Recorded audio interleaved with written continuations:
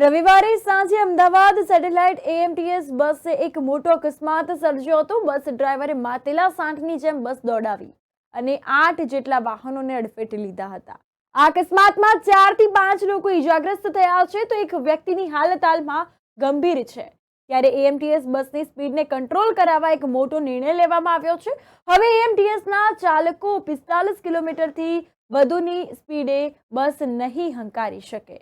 તો એએમસીએ બસની સ્પીડ અંગે એક મોટો નિર્ણય લીધો છે। ત્યારે રવિવારે સાંજે અમદાવાદના સેટેલાઇટ વિસ્તારમાં આવેલ સ્ટાર બજાર નજીક અકસ્માતનો બનાવ બન્યો હતો।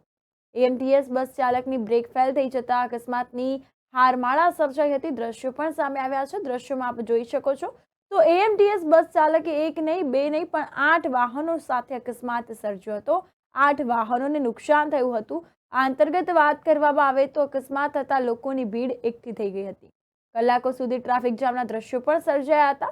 પૂછપરછ દરમિયાન સામે આવ્યું હતું કે બ્રેક ફેલ થઈ જતા અકસ્માત થયો હતો। આમિર મંસૂરી 10 વર્ષથી બસ ચલાવે છે।